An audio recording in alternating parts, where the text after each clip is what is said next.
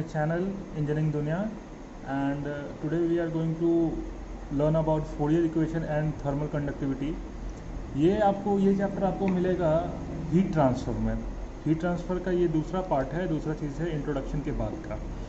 आपको मैं इसलिए यहाँ से शुरू कर रहा हूँ, मैं प्रीवियस लेक्चर्स डाल दूँगा, लेकिन मैं आपको यहाँ से शुरू करता हूँ क्योंकि आपने ये 11th में भी पढ़ा होगा और आपको इंजीनियरिंग में इसका पूरा पार्ट पढ़ना है। 11th में आपने इसका इंट्रोडक्शन पार्ट पढ़ा है, तो आपका जो मोड्स ऑफ हीट ट्रांसफ़र होते हैं वो सारी चीज़ों को आपको पता होगा। मैं आपको एक बार रिकॉल कर देता हूँ। रिकॉल मैं ऐसे कर देता हूँ कि आप देखिए ऐसे हीट ट्रांसफ़र, नाम से ही क्लियर है कि हीट ट्रांसफ़र मतलब कि transfer of heat. That means transfer of heat को हम लोग ट्रांसफ़र कर रहे हैं किसी भी तरीके से। इसके तीन प्रोसेस होते हैं, थ्री मोड्स होते हैं। जैसे पहला मोड हो गया आपका कंडक्शन, जैसा कि आप लोगों ने पहले भी पढ़ा होगा। ये हो गया आपका, एक हो गया रेडिएशन और एक हो गया आपका कन्वेक्शन। ओके, ये 3 मोड्स हैं। इसी के ऊपर पूरा हीट ट्रांसफ़र बेस्ड है। इसी को अब आप जब आगे बढ़ोगे तो ये आएगा आपका फोरियर इक्वेशन और thermal conductivity.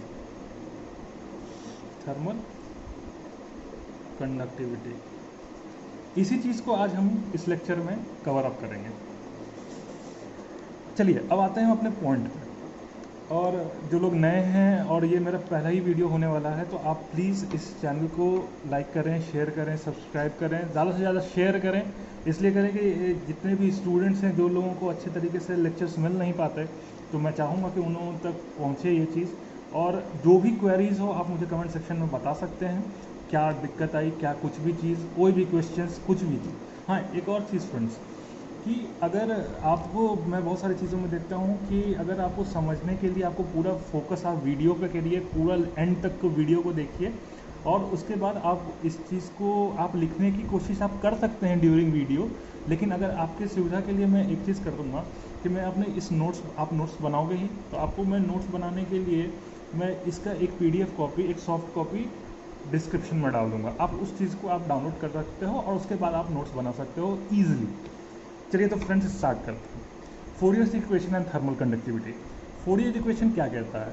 The steady state one dimensional flow of heat by conduction through a homogeneous material is given by the Fourier law.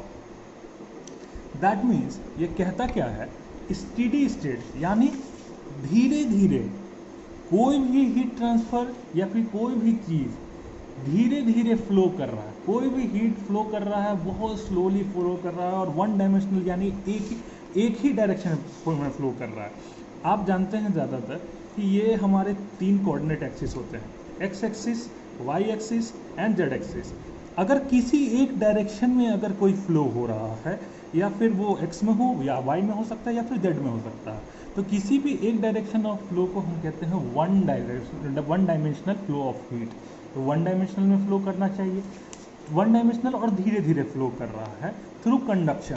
Conduction means क्या, कि किसी भी वन बॉडी से लेके दूसरी बॉडी में जब हीट ट्रांसफ़र कर रहा है तो वो बॉडी दोनों अटैच है फिजिकली। दैट मीन्स कि उन दोनों का कांटेक्ट होना बहुत ज़रूरी है फॉर कंडक्शन। यही सबसे बड़ा रीज़न है। आपको कंडक्शन बहुत सिंपली आप ये समझ सकते हैं कि किसी एक बॉडी से दूसरी बॉडी में हीट का ट्रांसफ़र होना थ्रू कंडक्शन। इसका मतलब यही है कि आप एक बॉडी को दूसरे बॉडी के कांटेक्ट में रखे हुए हो। अगर मान लो ये बॉडी हीटेड अप है और इस बॉडी को हीट करना है बाय दिस, तो आप इसको सटा दोगे तो आप जानते हो, आप ज़्यादा कुछ नहीं लो। एक एग्जांपल मैं आपको बताता हूँ। मान लो आप किसी कपड़े को प्रेस कर रहे हो, प्रेस करने के बाद आप उसी गर्म आयरन को छू देते हो तो आपके हाथ जल जाता है। क्यों? There is a transfer of heat from iron plate to your hand, इसलिए आपका हाथ जल जाता है। तो वो हीट का हो गया ट्रांसफ़र थ्रू कंडक्शन। यही कंडक्ट हो गया, आपका हाथ और वो आयरन प्लेट दोनों कांटेक्ट में आया तो कंडक्शन हो गया। ये कंडक्शन, धीरे धीरे आपको वो प्रीवियस चीज़ भी इसी में क्लियर हो जाएंगे। तो ये कंडक्शन होगा through homogeneous material. Through homogeneous material कहने का मतलब क्या है, उसमें कोई मिक्सिंग नहीं है, वो सिर्फ एक ही एलिमेंट का बना हुआ है थ्रू आउट। अगर वो आयरन है तो थ्रू आउट सिर्फ आयरन का बना हुआ है, तो उसी आयरन के थ्रू दूसरे में कांटेक्ट होकर उसका हीट का ट्रांसफ़र होगा। वो हीट का ट्रांसफ़र कैसे होगा भाई? तो इसके लिए फोरियर ने एक इक्वेशन निकाला है जिसका फॉर्मुलेट करेंगे ऐसे, Q is equal to minus K A D T upon D X. Okay, ये ही सबसे बहुत इंपॉर्टेंट इक्वेशन है, ये आपको हर जगह पूछे जाते हैं, इसी के ऊपर सारे न्यूमेरिकल सॉल्व होते हैं, इसी के ऊपर सारे चीज़ होते हैं। बेसिकली कहने का मेरा मतलब ये है कि आपको ये फॉर्मूला हमेशा याद रखना होगा, और इसके हर एक टॉपिक के बारे में, हर एक एलिमेंट के बारे में मैं आगे बताता हूँ। ठीक है, आप इसके नीचे जो लिखा हुआ है इस चीज़ पे आप ध्यान ना दें, अभी मैं इस चीज़ को बताता हूँ क्या है ये। ठीक है, ये Q is equal to minus K A D T upon D X. इसके बाद एक टॉपिक आता क्या है, ये फोरियर का इक्वेशन हो गया। इसके बाद एक पॉइंट है जिसका नाम है हीट फ्लक्स। हीट फ्लक्स क्या कहता है? Heat flux is a heat conducted per unit area flow along the normal to the area A in the direction of decreasing temperature. The unit of इस terms are, ये मैं बाद में बताता हूँ, पहले मैं आपको बताता हूँ हीट फ्लक्स क्या होता है। हीट फ्लक्स होता है Q, इसको हम लोग डिनोट करते हैं Q से डिनोट किए, और इसको कह क्या रहा है कि heat flowing, heat conducted per unit area, मतलब एक यूनिट एरिया पे जितना हीट कंडक्ट होगा उसको हीट फ्लक्स कहेंगे। तो मान लीजिए कि कोई आपका ऐसा बॉडी है और इसके एक यूनिट एरिया पे जितना हीट कंडक्ट हो रहा है, यूनिट एरिया पे मतलब कि एकदम यूनिट एरिया पे जो हीट कंडक्ट होगा तो उसको कहेंगे heat flux through in decreasing temperature. तो बात तो सही है कि हीट कंडक्ट हो रहा है, तो इसका मतलब ये है कि हीट तो अपने ही बॉडी के अंदर तो जाएगा नहीं, वो तो जाएगा किस चीज़ से कि भाई बाहर की तरफ जितने डिक्रीजिंग टेम्परेचर है, मतलब कि अगर यहाँ से एयर में उड़ जाएगा, कोई भी गर्म चीज़ को आप रख दीजिए तो उसके बाद उसका टेम्परेचर जो कंडक्ट होता है वो होता है डिक्रीजिंग टेम्परेचर की तरफ में। वो ठंडा क्यों हो जाता है? वो सारा चीज़ सारा डिक्रीजिंग टेम्परेचर जो एटमॉस्फेयर का होता है उसमें वो कंडक्ट कर देता है। अगर आप एक कोई बॉडी है उसके अगर फ्री स्टेट में है तो वहाँ पे कुछ नहीं है तो एटमॉस्फेयर है, मैं वैक्यूम की बात नहीं कर रहा, एटमॉस्फेयर है, एटमॉस्फेयर में एयर है, एयर तो इसके कांटेक्ट में आएंगे ही आएंगे, एयर कांटेक्ट में आएंगे तो कंडक्ट होगा ही होगा। तो वही ये कह रहा है कि किसी एक यूनिट एरिया पे जब हीट कंडक्शन होता है तो उसको कहते हैं हीट फ्लक्स, जिसको डिनोट करते हैं हम लोग Q से। Q is equal to heat conduction per unit area.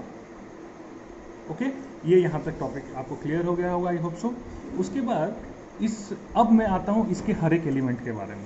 That is Q is equal to, Q जो है यहाँ पे क्या है, रेट ऑफ हीट फ्लो, इसका यूनिट होता है kilo joule per hour. Rate of heat flow मतलब किस रेट से हीट फ्लो कर रहा है।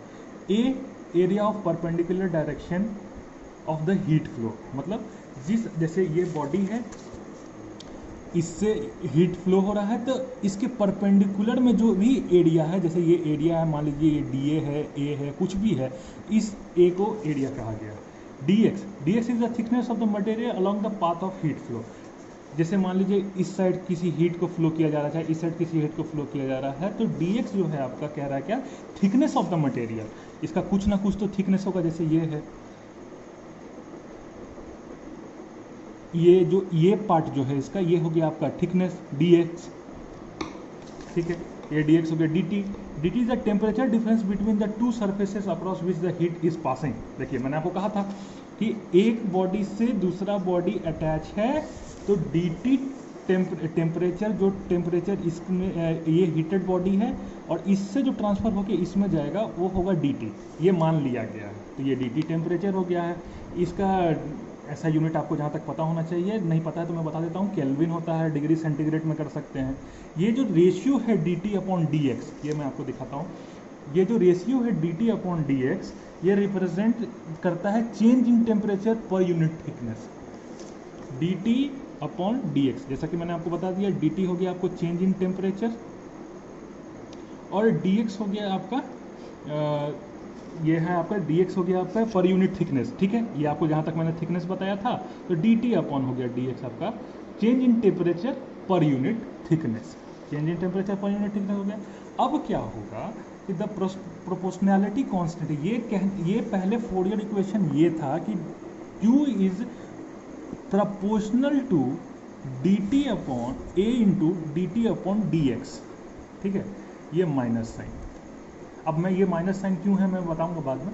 पहले ये आपको ये Fourier law, basically Fourier law ये है कि जो Q है वो डायरेक्टली हीट कंडक्शन, जो रेट ऑफ हीट फ्लो है वो डिपेंड करता है एरिया के डायरेक्टली फ्लो, जितना बड़ा एरिया उतना बड़ा हीट फ्लो का रेट, और temperature difference between them, temperature difference between them कितना होगा, ठीक है, ये आपको फ्लो करता है। लेकिन अब ये जानते हैं आप लोग कि अगर Q is proportional to dt upon dx into A, अगर आप ये प्रोपोर्शनैलिटी कांस्टेंट हटाते हैं तो Q इज इक्वल टू एक K लग जाएगा यहाँ पे, ठीक है, minus A D T upon D X, ये आ गया आपका यहाँ पे, यही चीज़ है, ये यहाँ से आया है, ये यहाँ आ गया, ये माइनस साइन क्यों है ये मैं आपको बताऊंगा, रुक जाइए।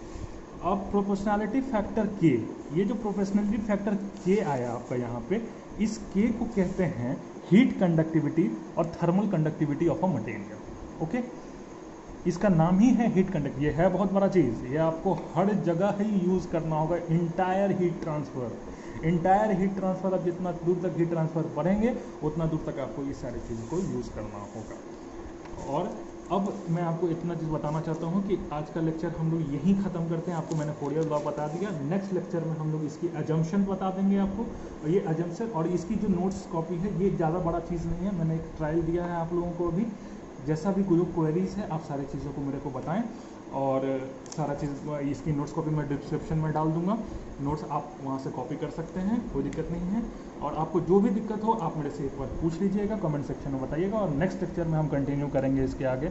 और तब तक के लिए थैंक यू सो मच, आप जैसे भी हैं अच्छे से रहें और खुश रहिए और स्टे मोटिवेटेड, एंड कोई भी प्रॉब्लम हो तो आप मुझसे कांटेक्ट कर सकते हैं, आपको मैं डिस्क्रिप्शन में अपने फेसबुक आईडी या फिर इंस्टाग्राम आईडी मैं दे दूंगा, आप मेरे को वहाँ पे फॉलो कर सकते हैं, और मेरे को आप कोई भी क्वेरी हो तो कमेंट सेक्शन में पूछ सकते हैं, और वहाँ भी पर्सनली मुझे मैसेज कर सकते हैं, I will definitely answer the queries, okay. और तब तक के लिए thank you so much for watching this, please like share and subscribe my channel engineering दुनिया।